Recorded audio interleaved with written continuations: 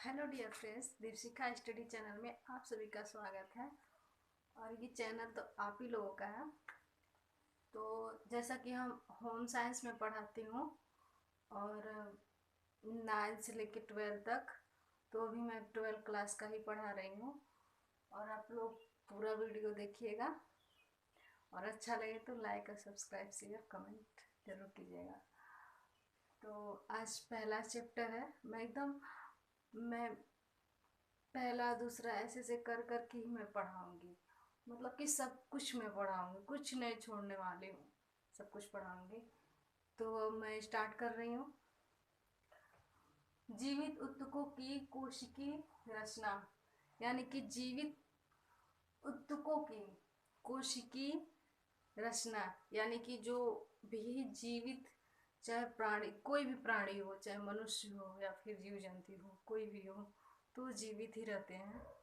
तो उनके अंदर कोशिका रहती है। तो हम मनुष्य का ही पढ़ेंगे फिलहाल।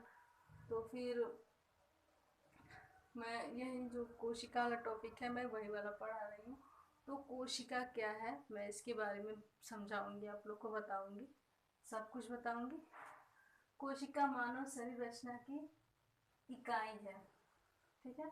कोशिका जो होती है वो मानव मानव शरीर रचना की इकाई होती है। जो मतलब कि मानव शरीर में जो भी होती है कोशिकाएं, उसकी। तो मानव शरीर की तुलना यदि हम एक भवन से करें तो ज्ञात होगा कि भवन निर्माण में ईंटों सबसे छोटी इकाई है तथा लाखों ईंटों को जोड़कर भवन का निर्माण किया जाता है।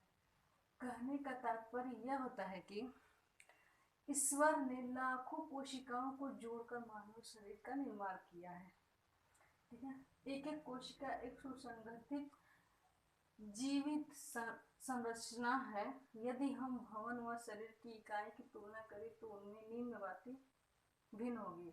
यानी कि मैं एक बार आपसे ऐसे समझा के बता दे रही हूँ कि जैसे कि जो हम अगर कोई भवन का निर्माण करते हैं, कोई भी घर का निर्माण करते हैं, उसमें एक एक ईंटा जो होती है उसे जोड़ करके ही हम बनाते हैं। तो एक एक ईंटा जैसे लाइन बाय लाइन चलती है, वैसे ही हमारे शरीर की जो कोशिका होती है, वैसे ही हमारे शरीर में कोशिका भी विद्यमान रहती है। यानी कि एक पे एक ऐसी रहती है, ढेर सारी कोशिका रहती है। और इसमें भिन्न बातें भी निम्नलिखित होती हैं। तो आइए वो भी देखते हैं। ईंट निर्जीव वस्तु है, ये तो सब लोग जानते हैं कि जो ईंट होती है वो निर्जीव होती है, इसमें कोई जान नहीं रहती है। उसे आप जहाँ मर्जी चाहे वहाँ फेंक सकते हैं, उसे तोड़ सकते हैं, कुछ भी कर सकते हैं। तो वो निर्जीव ही होती है। और और कोशिका जीवित जीव है। तो कोशिका भी एक जीवित जीव ही है, क्योंकि अगर कोई मनुष्य के शरीर में रहेगी या फिर जानवर के किसी के भी रहेगी तो वो जो जीवित रहता है तो कोशिका भी जीवित रहेगी। तो उसके शरीर में कोशिका रहती है।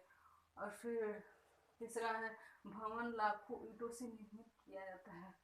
तो ये भी तो सही है कि जो भवन होता है वो लाखों ईंटों से ही निर्मित रहती है। उसी प्रकार हमारी कोशिका भी है। मानव शरीर माता की जनन कोशिका से प्रारंभ करता है।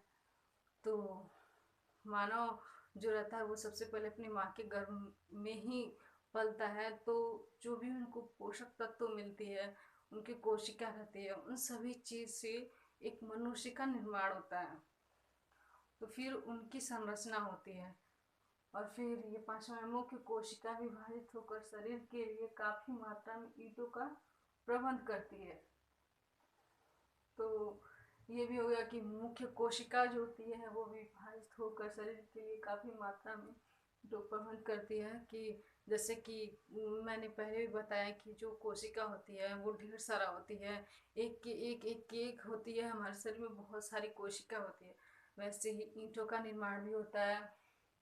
भवन में भी लाखों ईंटों का निर्माण होता है। उसमें भी एक पे एक ईंटा जो रहती है उससे मिल करके बनता है। तो इसी तरह से होती है। तो आज की इतना ही था क्लास।